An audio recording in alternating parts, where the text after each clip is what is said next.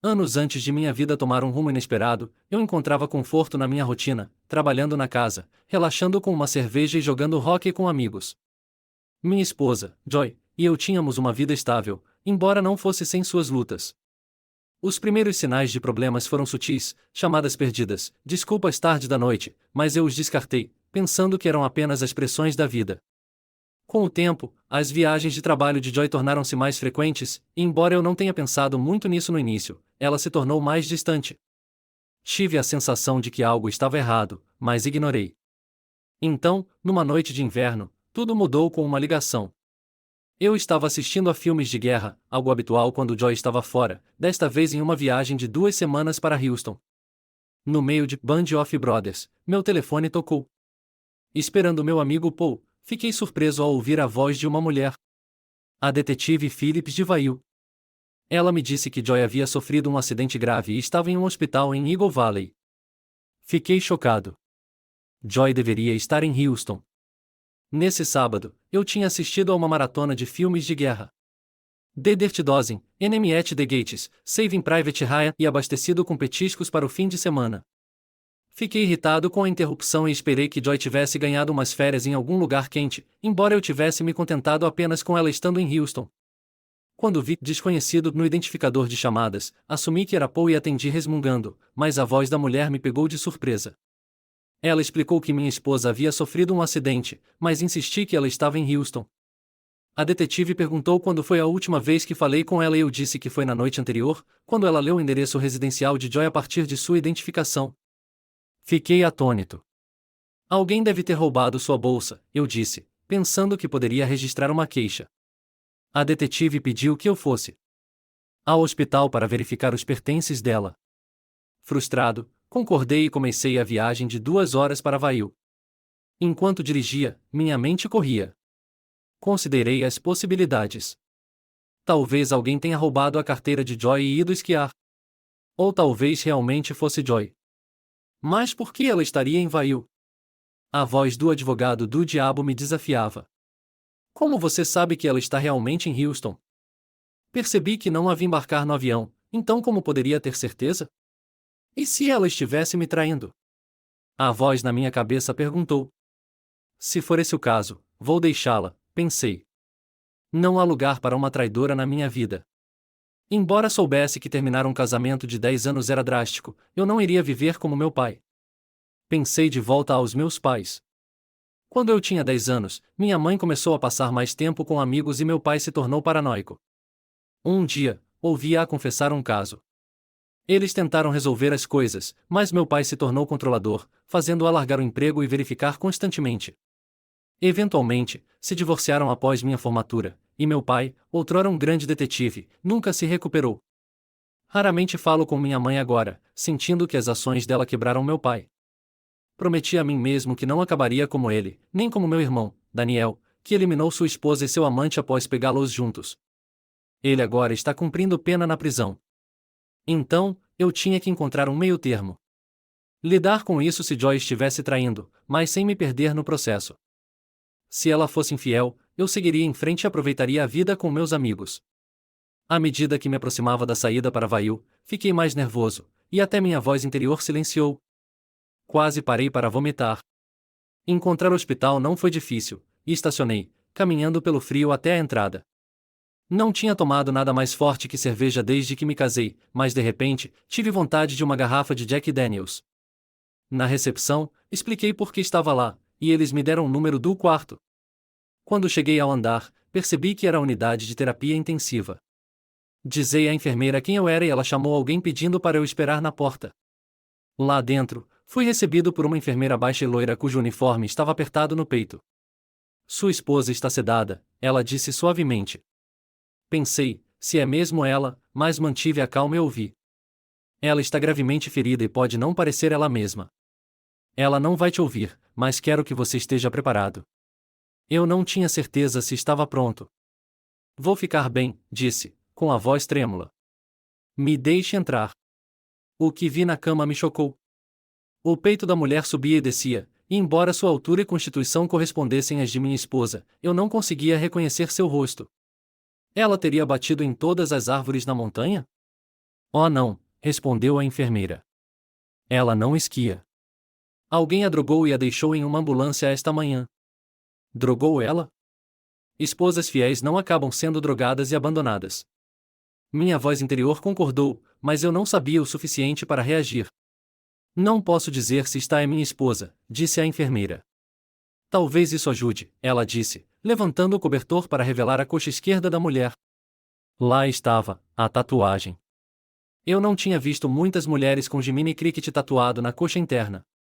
Ela fez antes do nosso casamento, alegando que simbolizava seus pais, Jim e Yvonne, embora eu nunca tenha acreditado nisso completamente. Ainda assim, era prova suficiente de que era Joy. Vê-la deitada naquela cama de hospital foi difícil. A única outra vez que a vi com tanta dor foi no dia em que a conheci. Foi após um show do Tu.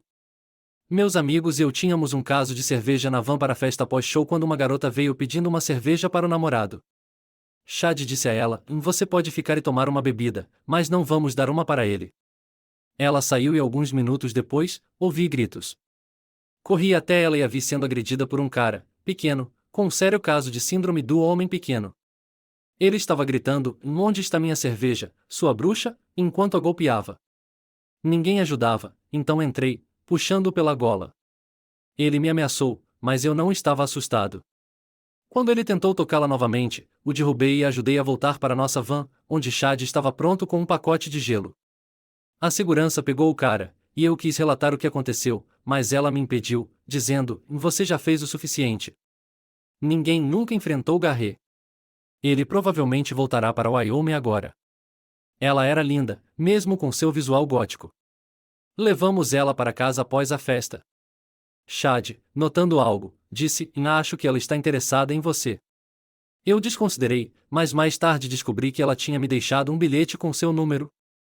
Me chame de Joy. 2 dias depois, liguei para ela e ela ficou surpresa, mas feliz em ouvir minha voz. Conversamos por 1 hora, depois ela me ligou novamente naquela noite e conversamos até meia-noite. Nosso primeiro encontro foi naquela sexta-feira. Fomos a um pequeno restaurante italiano seguido de bebidas e dança em um bar. Quando a levei para casa, ela perguntou: Você está tentando me levar para a cama? Respondi: Há muito tempo para isso depois. Gosto de esperar alguns encontros. É mais interessante assim. Eu a beijei na bochecha e fui para casa, não a vendo novamente por 3 semanas. Não queria admitir, mas dormir com mulheres após o primeiro encontro sempre parecia terminar mal, então me tornei paranoico. Conversávamos ao telefone sempre que podíamos, mas nossos horários raramente se alinhavam. Quando finalmente tivemos um fim de semana livre, a tia dela faleceu e ela voou para a Flórida para o funeral. No fim de semana após seu retorno, fomos ao cinema. Quando a peguei, seu pai, Jim, me cumprimentou na porta. Ele parecia amigável no início, perguntando sobre meu trabalho e histórico, mas de repente disse: Você é uma combinação muito melhor para Joy do que aquele perdedor. Pena que ele não vai me conhecer. Ele me conheceu, respondi. Espero que ele fique longe. Jim concordou, resmungando sobre o cara enquanto Joy entrava, sorrindo e usando um vestido que mostrava sua figura perfeitamente, fazendo-me reconsiderar minha regra de 3 encontros antes do sexo. Não dormimos juntos naquela noite, porém. Ela teve que trabalhar cedo na manhã seguinte e me pediu para adiar nossos planos. No fim de semana seguinte, levei-a para jantar, mas no caminho de volta ela de repente teve cólicas estomacais e precisou de um banheiro. Meu apartamento ficava perto, então a levei rapidamente.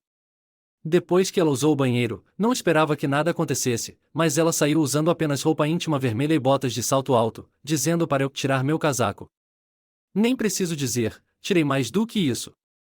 Na manhã seguinte, tomamos café da manhã em uma loja próxima e não saímos novamente até o jantar de domingo.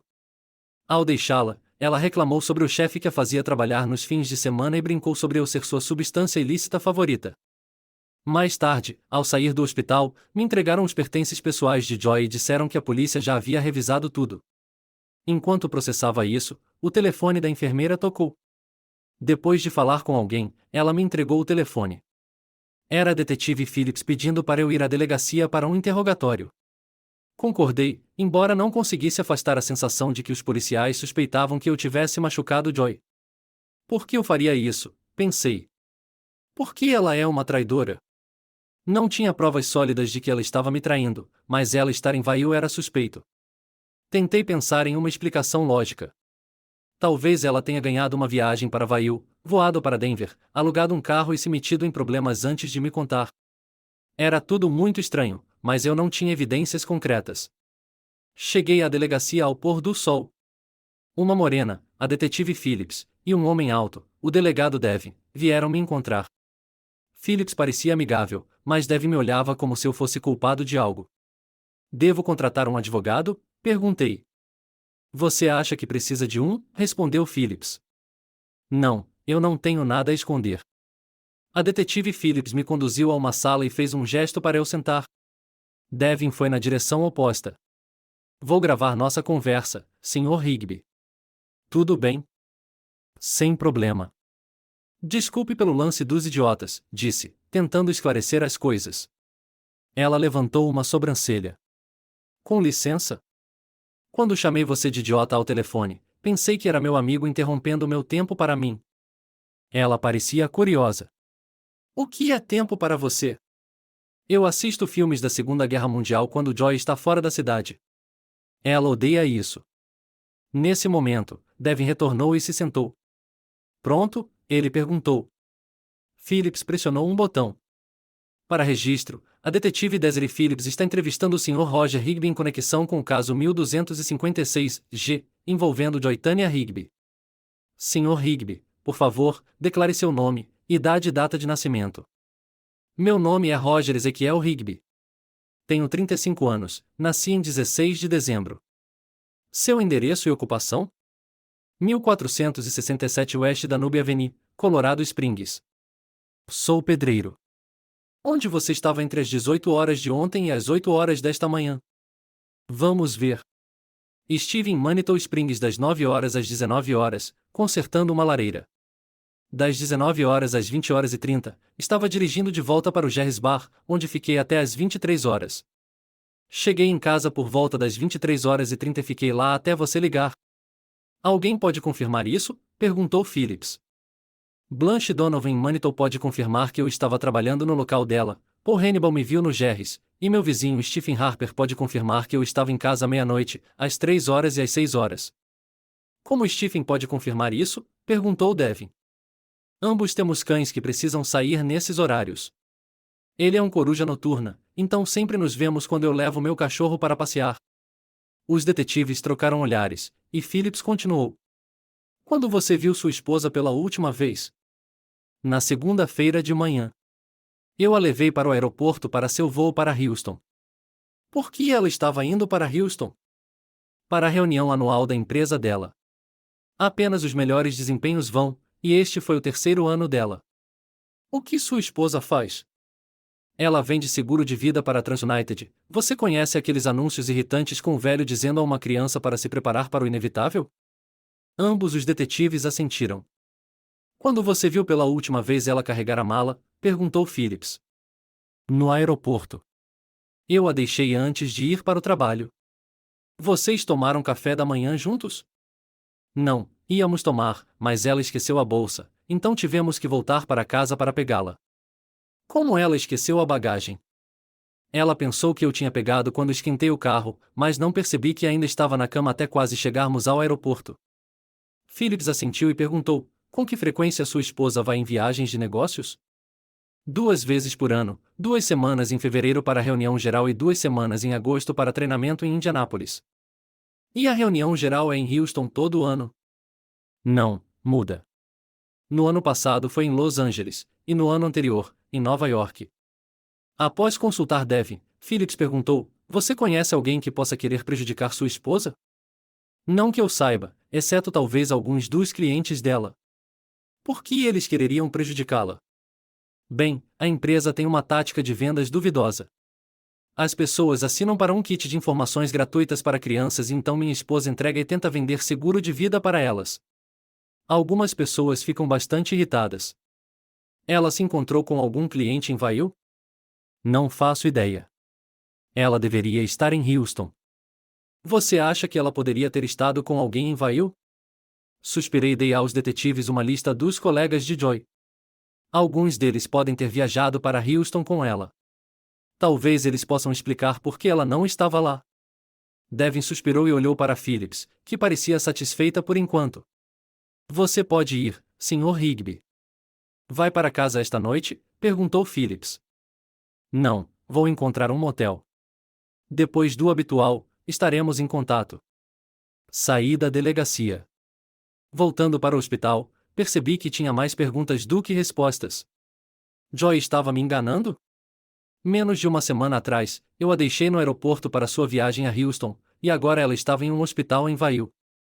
No hospital, me disseram que o horário de visitas havia terminado e que eu poderia voltar às 7 horas. Perguntei ao guarda por recomendações de hotéis, e ele brincou. Em Vail, durante a temporada de esqui, barato significa ficar com parentes. Ri educadamente e caminhei até meu carro, lembrando que ainda tinha os pertences de Joy. Verifiquei a lista de inventário, mas não encontrei o que procurava. Entre os itens não devolvidos estava uma garrafa de prescrição de Percocet, que Joy havia deixado de trabalhos dentários. Por que ela ainda carregava aqueles comprimidos? Então, notei suas botas.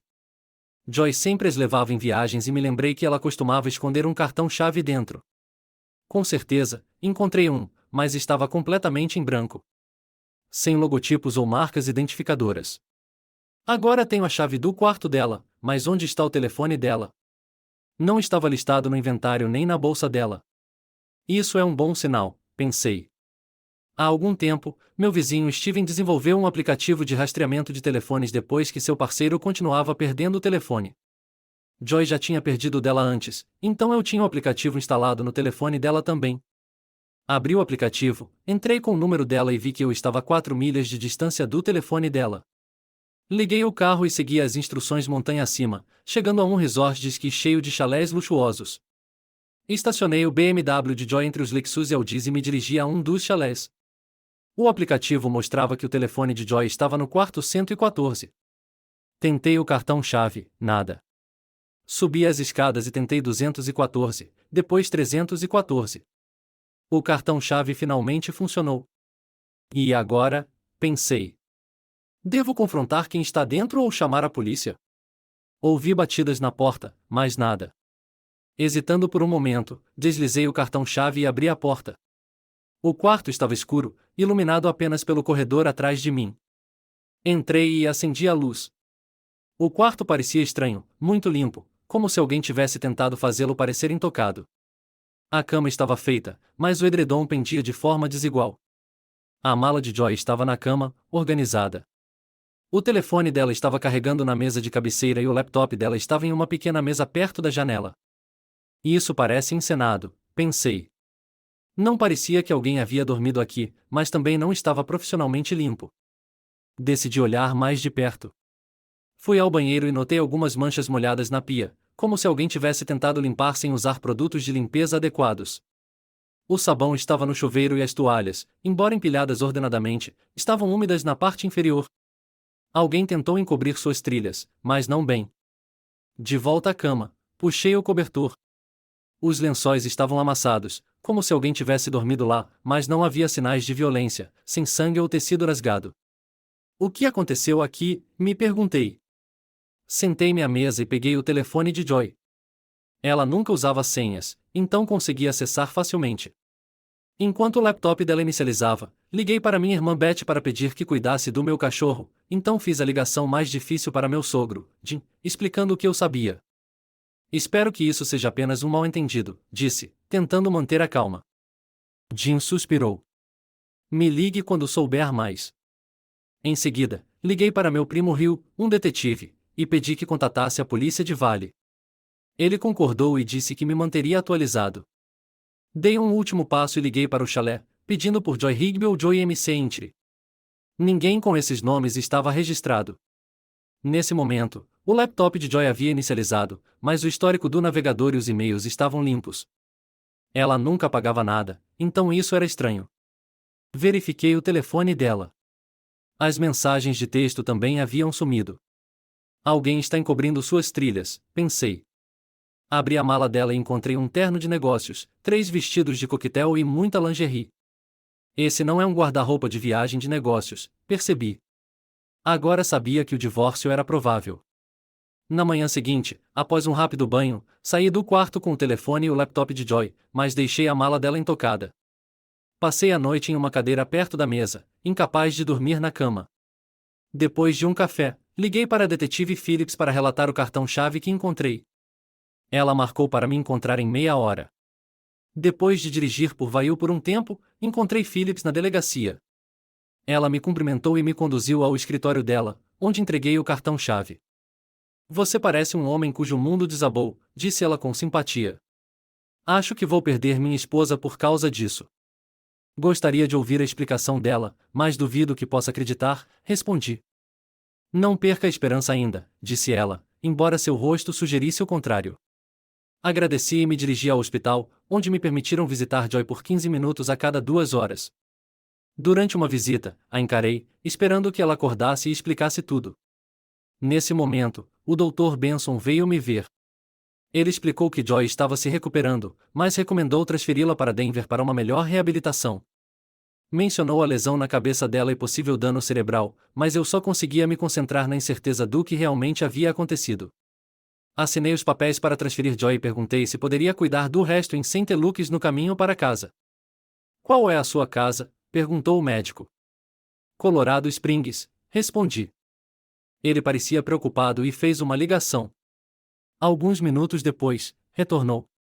O plano mudou, disse. Vamos transferi-la para St. Augustine's em Colorado Springs. É tão bom e será mais fácil para sua família visitá-la. Assinei novos papéis, visitei Joy uma última vez e saí do hospital com lágrimas nos olhos. Pelo menos é normal chorar em um hospital, pensei. Em qualquer outro lugar, as pessoas olhariam. No caminho para fora de Vail, liguei para Jim e o atualizei.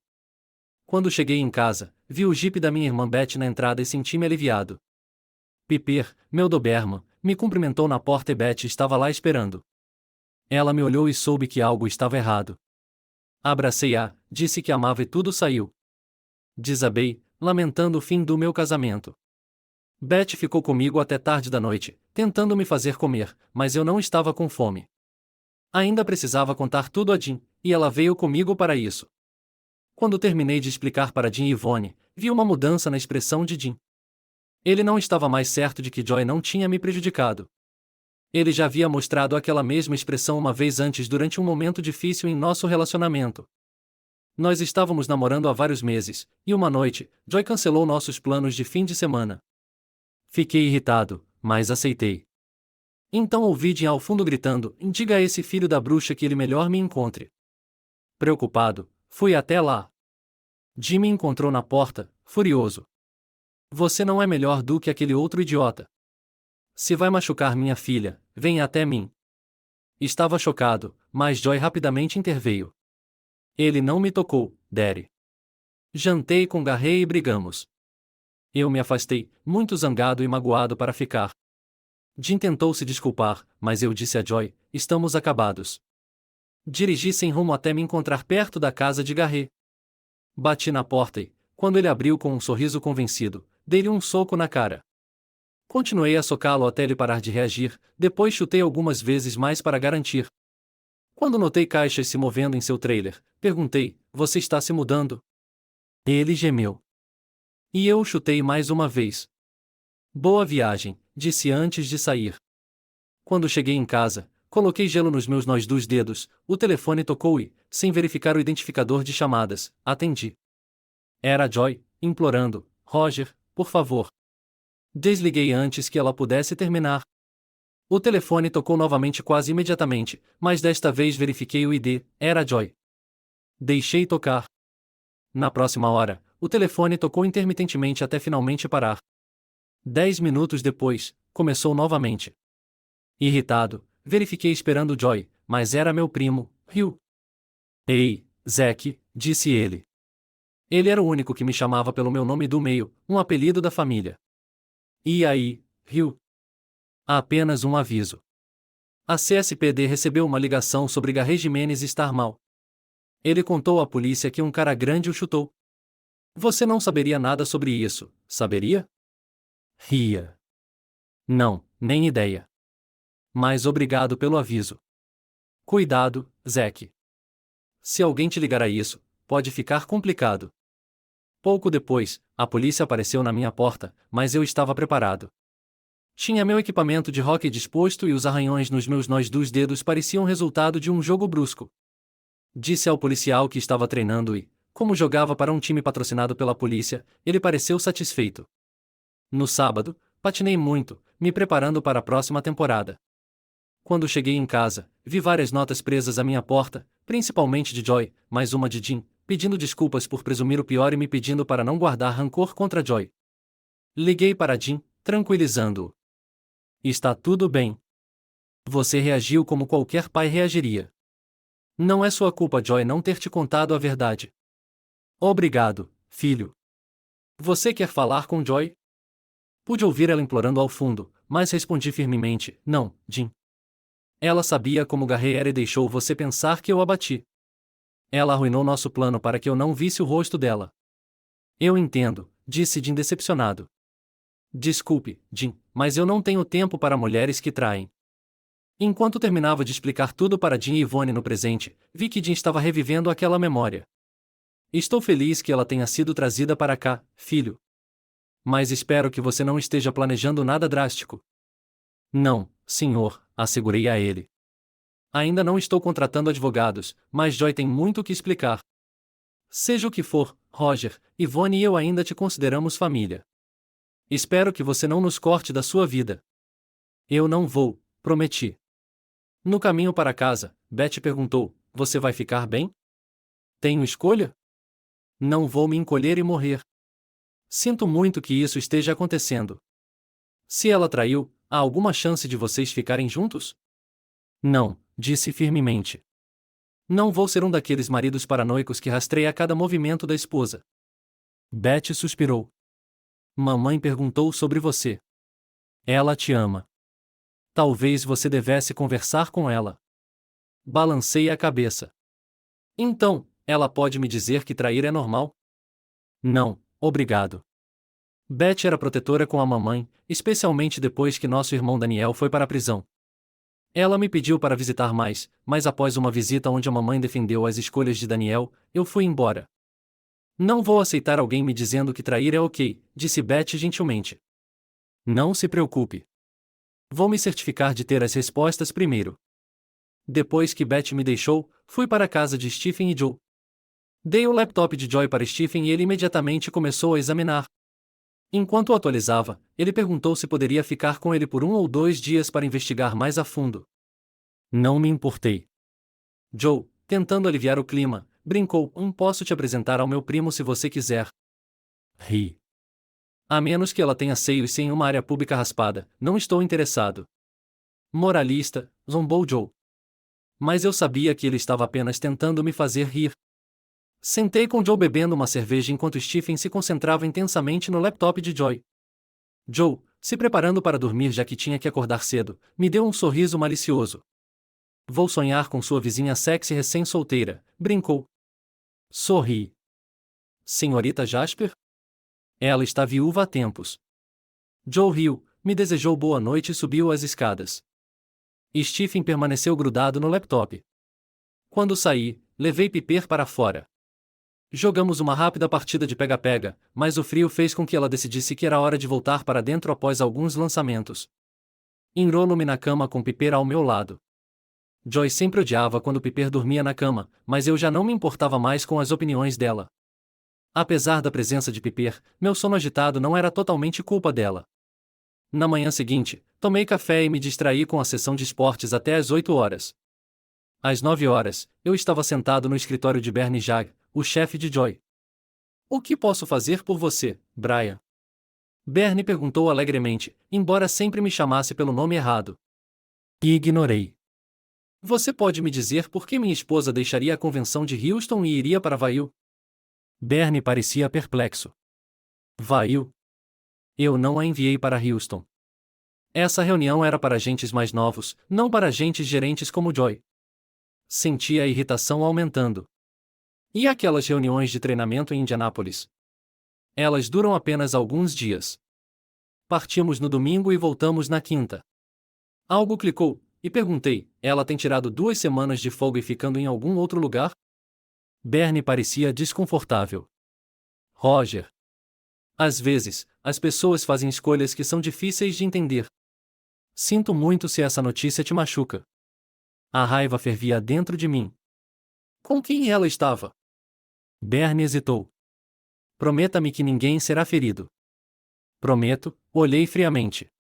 Bernie, minha esposa está em coma. Eu não vou ferir ninguém. Ele suspirou e me deu o nome. Meu coração afundou. Aquele pequeno patife. 1 hora depois, meu primo Rio ligou. Como você está, Zack? Estou bem. E aí? Descobrimos quem alugou o quarto onde Joy estava ficando.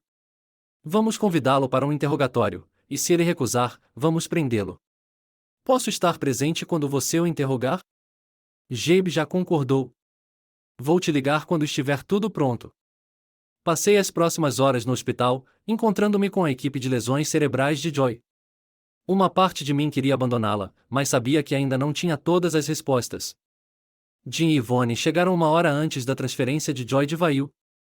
Conte-lhes o que descobri. Jim ficou chocado. E Yvonne implorou para eu esperar antes de tomar qualquer decisão final. Prometi que não iria prejudicar Joy, mas não tinha certeza se esperar era a decisão certa. Quando Jim perguntou se eu poderia superar isso, respondi honestamente, eu não sei. Não posso confiar nela mais. Vi o que a desconfiança fez com meu pai, e não quero acabar como ele. Yvonne, esperançosa, disse, mas você já aceitou de volta antes. Sim. Não éramos casados naquela época, e ela não estava mentindo para mim assim, respondi. Não vi Joy por 3 semanas após a briga com Garret. Na metade da segunda semana, ela parou de ligar. 1 semana depois, quando parei de evitar ligações, percebi que não havíamos declarado oficialmente nosso relacionamento como exclusivo. Ela ainda estava vendo Garret. Eu não a liguei, e ela presumiu que éramos um casal. Mas o fato de ela deixar o pai dela pensar que eu a toquei foi um divisor de águas para mim. Depois do treino de hóquei, enquanto me dirigia para meu apartamento, encontrei Joy sentada perto da minha porta. Eu não atendi suas ligações, então você veio aqui? Perguntei. Você tem que ser tão idiota? Ela respondeu. Senti sua falta. Oh, sério? Talvez você tenha sentido minha falta enquanto seu namorado ainda estava na cama. Então você está bravo com Garret? Não, isso não é o que me incomoda. Estou irritado que você deixou seu pai acreditar que eu te bati. Entrei e ela me seguiu. Nunca concordamos em ser exclusivos, então não posso ficar bravo por você dormir com ele. Mas estou bravo por não ter visto as coisas com clareza antes. Eu joguei meu equipamento de lado e continuei. Tivemos bons momentos, mas você parece preferir caras que não conseguem lidar com seus problemas e te machucam. Tudo bem, terminei. Você terminou? Ela perguntou, chorando. Oh, eu terminei. Eu simplesmente não entendo por que você ainda está aqui. Ouça, sinto muito por deixar meu pai pensar que você me machucou. Eu cancelei nosso encontro para que você não fizesse algo que te colocasse em apuros.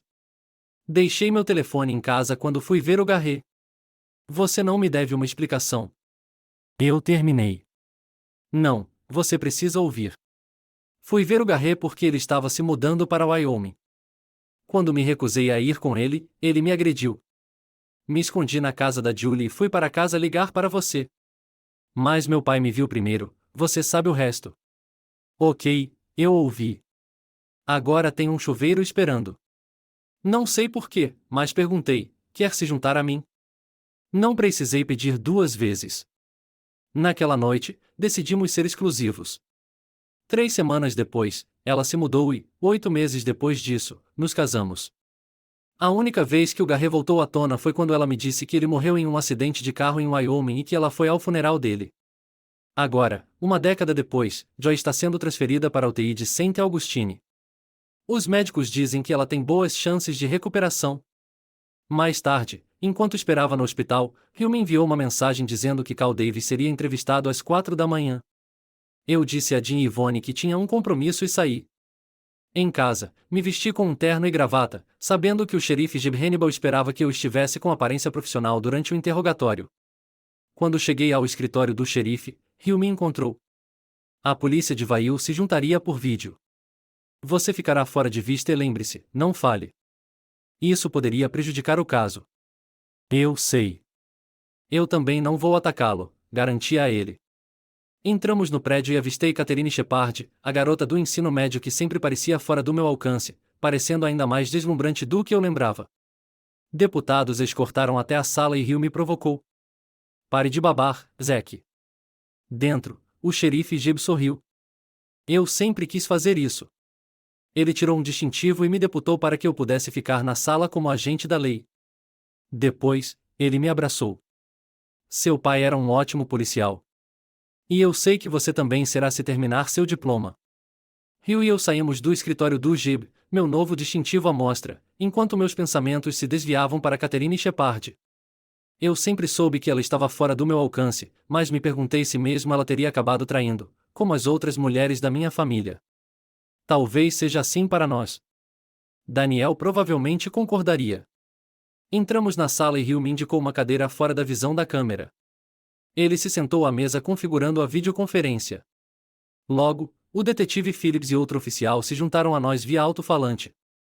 Um delegado do xerife trouxe um cara de aparência polida, Cal Davis. Ele tinha aquele ar de vendedor, sempre sorrindo, mesmo em uma sala cheia de policiais. Eu nunca o conheci, mas sabia dele, mentor de Joy. Sr. Davis, começou Hill, esta entrevista está sendo gravada. Sem problema, respondeu Cal confiantemente.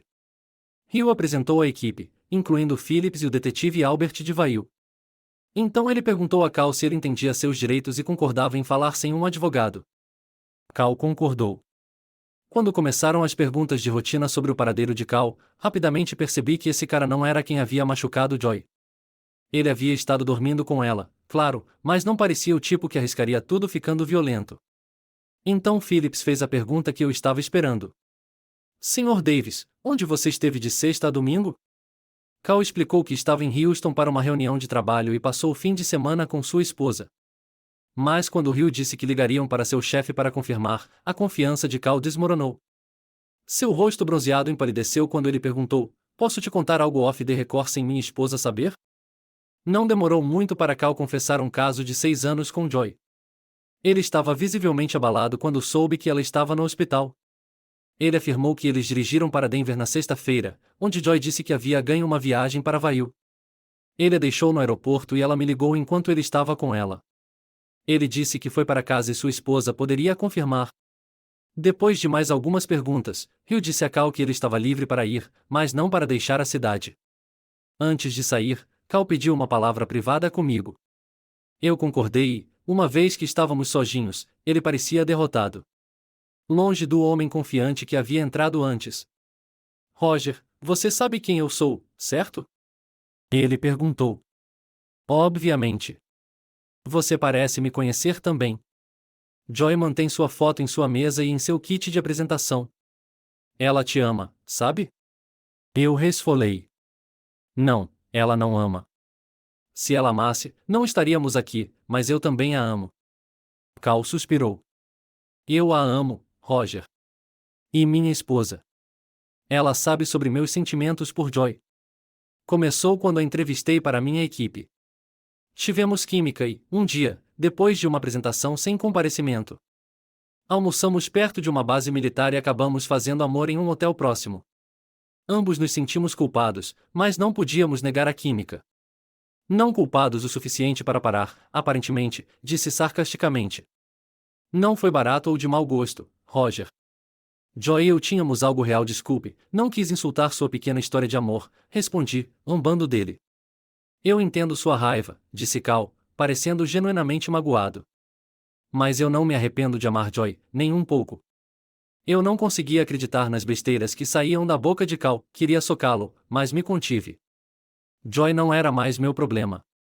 Então, você não se importa que sua esposa fuja com outra pessoa 2 vezes por ano?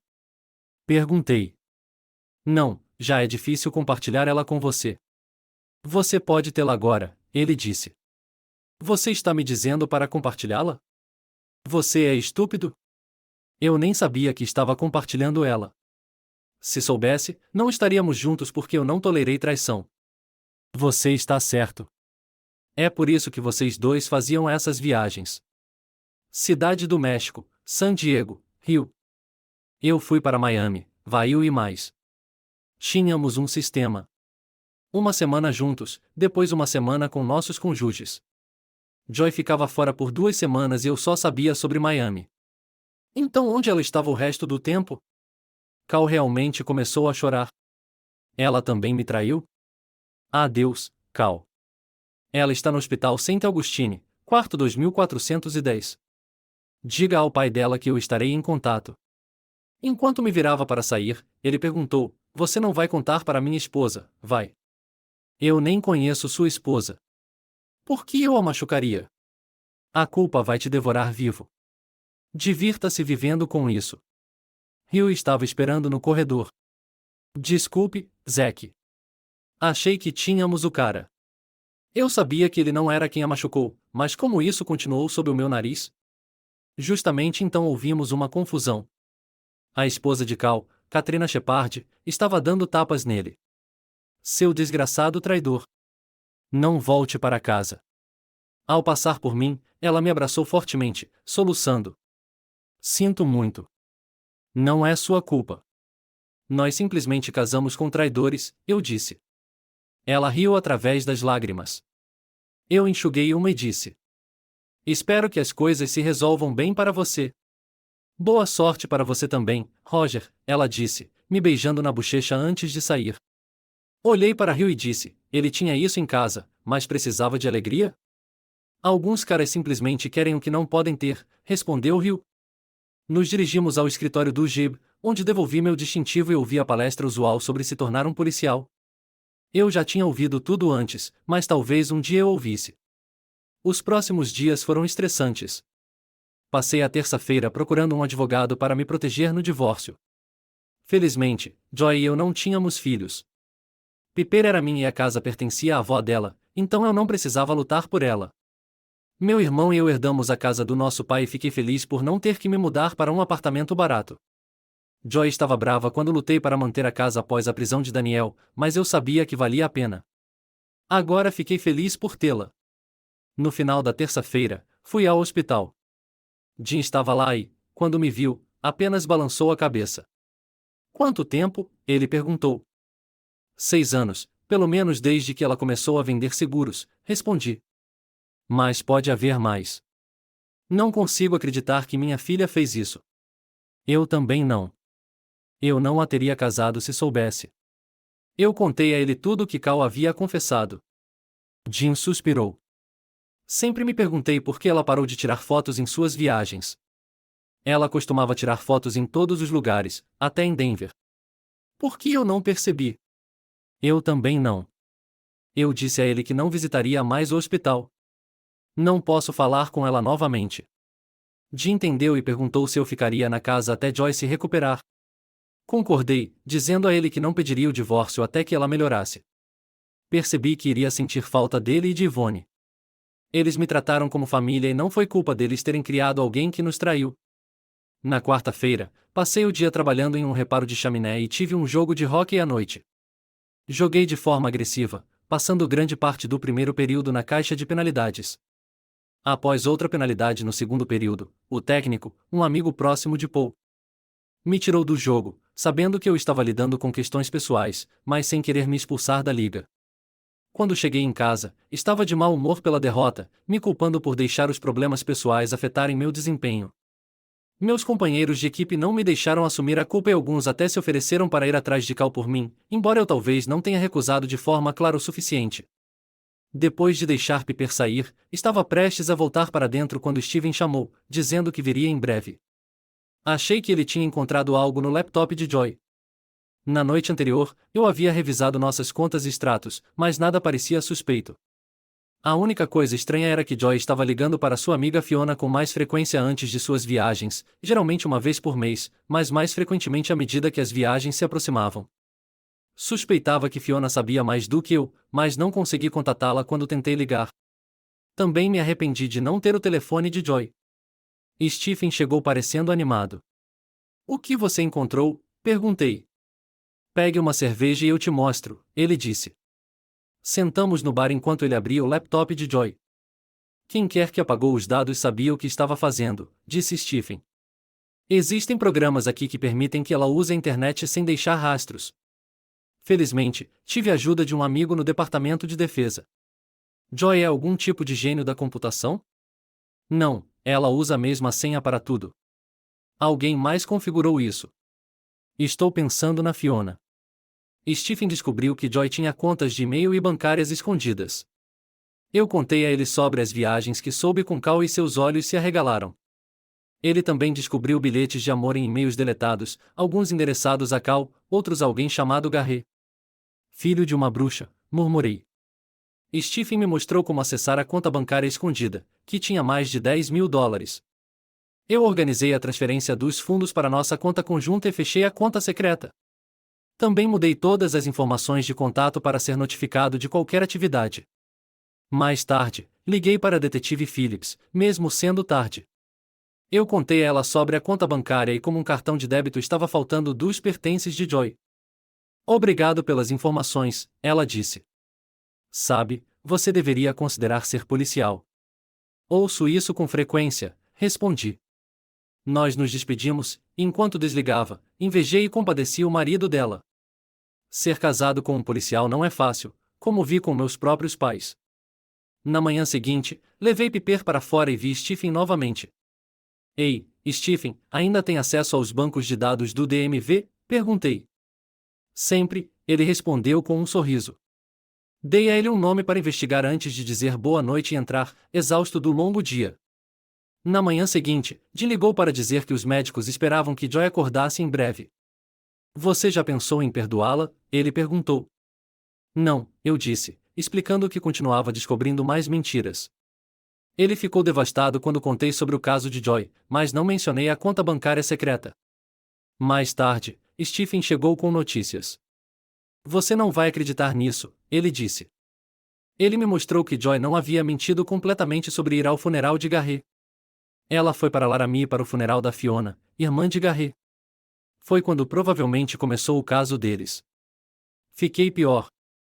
No ano em que Joy me ligou para encontrá-la em Miami, Garret estava na prisão por furto de pequeno valor. Sua liberdade condicional o proibiu de deixar o Colorado, o que explicava por que as viagens deles se tornaram mais locais. Liguei para meu advogado para compartilhar meu plano e ele me garantiu que poderia ser tratado legalmente. Agora, só precisava esperar Joy acordar. 2 semanas depois de sair do coma, Joy foi interrogada pela polícia. Segui o detetive Phillips e o detetive Albert pelo corredor.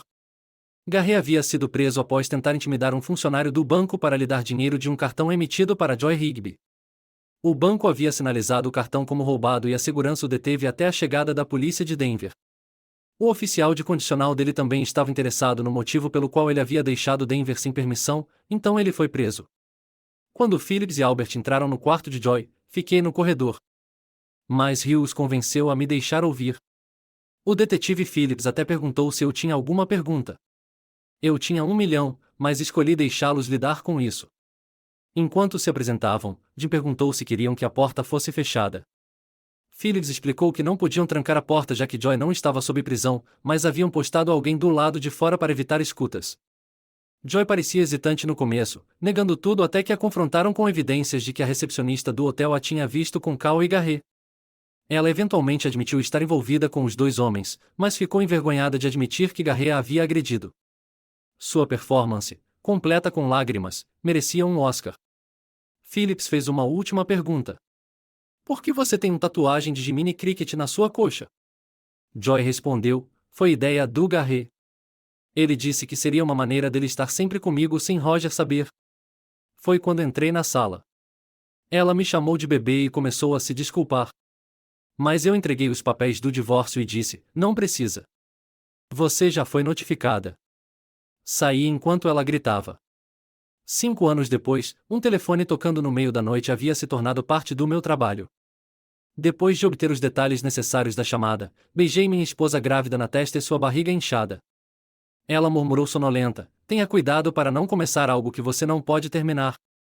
Sorri, a beijei novamente e me dirigi à cena do crime. Ao chegar a um trailer, refleti sobre como minha vida havia mudado. 5 anos antes, divorciei Joy. Pensei que seria um processo direto, mas estava errado. Durante o divórcio, meu advogado notou que Joy não havia divulgado sua conta bancária secreta. Eu me perguntava como ela financiava, mas um encontro casual com Carl Davis revelou tudo. Ele explicou que a renda não declarada de Joy vinha de seus cheques de bônus e comissões, que ela canalizava para sua conta secreta. Com a ajuda de um contador e algumas informações internas, descobri que Joy havia ganho mais de $120.000 em renda não declarada ao longo de 6 anos. Transferi $30.000 para nossa conta conjunta e então sugeri que dividíssemos tudo 50. No entanto, Joy exigiu 75, alegando que estava sendo generosa por não pedir metade da casa que eu havia herdado. Meu advogado reagiu e eventualmente concordamos em dividir a conta conjunta igualmente, com ela ficando com metade do meu negócio. Vendi minha parte do negócio de alvenaria de volta para meu tio e voltei para a escola, completando meu diploma em justiça criminal. Agora, trabalho para o departamento do xerife do condado de El Paso, longe da bagunça que foi meu casamento com Joy. Meu advogado estava ciente de cada passo que eu dava e garantiu que tudo fosse legal. Ele até fez meu tio me dar um recibo de $1 quando vendi meu negócio para ele. Joy tinha uma expressão convencida quando recebeu seu cheque de liquidação, mas tenho certeza de que isso desapareceu quando ela descobriu que sua conta secreta havia sido drenada. Meu contador fez alguma mágica e mostramos que todo o dinheiro em nossa conta conjunta vinha de fontes legítimas. Paguei os impostos e Joy nunca percebeu que financiou minha educação. Uma denúncia anônima para o IRS levou a uma auditoria. E embora eu tenha sido liberado, Joy não foi. Ela acabou cumprindo 6 meses por evasão fiscal. Em uma reviravolta do destino, Garret foi culpado de roubar seu dinheiro já que ele tinha o cartão bancário dela. Com seu histórico e uma defesa fraca, ele foi condenado e sentenciado a 35 anos de prisão por furto e violação da liberdade condicional. Enquanto isso, Katrina se divorciou de Cal e ele se mudou para Utah para recomeçar. Depois que Joy saiu da prisão, ela trabalhou em uma empresa de telemarketing. Ela me enviou uma carta irritada, me culpando por arruinar seu casamento e enganar ela e Garret. Eu a joguei no lixo e segui em frente. Quando contei para meu amigo Paul sobre a carta, ele brincou que eu deveria tê-la vendido para um bordel. Respondi que ela provavelmente teria gostado. Passei 3 anos como policial de patrulha antes de me tornar detetive. Enquanto o Departamento de Polícia de Colorado Springs lidava com a maioria dos crimes graves, vimos muitos casos de violência doméstica. A única vez que saquei minha arma foi quando uma mulher me ameaçou com uma faca depois que eu prendi seu marido abusivo. Isso foi há 1 ano e meio e desde então sou detetive. Ainda não entendo por que algumas mulheres ficam com homens abusivos. Especialmente depois de ver inúmeras vítimas. Um caso envolveu uma mulher em fim de vida, cercada por garrafas de cerveja vazias. Eu sabia que no final do dia, teria o nome do marido e começaria a busca. Parecia um caso claro. Ou o marido a eliminou em uma explosão de ciúmes, ou um ex-amante estava envolvido. Ao revisar antigos relatórios de patrulha, percebi que pelo menos não receberia críticas do meu chefe por esse caso. 1 ano e meio na minha carreira de detetive, um novo detetive foi transferido para nosso departamento. Tudo o que eu sabia era que ele vinha do norte, mas uma noite em uma festa perto da delegacia, fiquei surpreso ao ver Desiree Phillips. Conversamos por um tempo e, embora alguns dos outros detetives não estivessem entusiasmados com um policial de patrulha conversando com ela, nos demos bem. Nos tornamos amigos, e mesmo depois de saber que ela estava solteira, não persisti em nada. Estava desencantado com relacionamentos e não queria complicar as coisas. Saíamos ocasionalmente, indo a jantares e cinemas, mas nunca vi isso como namoro. Uma noite, após um caso difícil, a levei a um bar. Fiquei principalmente sóbrio para garantir que ela chegasse em casa com segurança. Quando a ajudei a entrar em seu apartamento, ela me pediu para tirar suas botas e então me abraçou. Ela está bêbada, Zack, pensei. Ela é sua melhor amiga e você não pode se aproveitar dela. Eu me afastei e, de repente, ela não parecia mais tão bêbada. Por que você não me quer? Ela perguntou. O que há de errado comigo? Primeiro, você está bêbado e eu não quero arruinar nossa amizade com uma memória arrependida. Segundo, eu simplesmente não estou pronta. Depois de tudo, tenho problemas de confiança. Você gostou de me beijar? Claro, você é uma das mulheres mais sexy que conheço, comecei, mas ela me interrompeu. Venha comigo. Não estou bêbada e não sou fácil. Só estive com 4 caras e você conhece todas as histórias. Ela depois admitiu que gostava de mim desde o momento em que nos conhecemos em Vail, mas nunca pensou que eu acabaria trabalhando na aplicação da lei. Quando ela foi transferida, ela interpretou como um sinal. Aquela noite marcou o início do nosso relacionamento e, um ano depois, nos casamos. Um mês depois, recebemos nosso primeiro filho. Meu chefe não ficou entusiasmado com a necessidade dela de licença maternidade e constantemente brincava sobre eu tê-la engravidado. Costumava brincar com Ryuki Nora, nosso filho, poderia ser seu afilhado, mas ele não achou graça. Ele também não gostou que eu tirasse um mês de licença paternidade, mas eu não me importava. Desiree, para minha alegria, ama os filmes Vubi 2, então a vida está bem. Agora só espero que Piper esteja bem com ambos, mãe e pai, por perto o tempo todo. Algo me diz que ela ficará bem.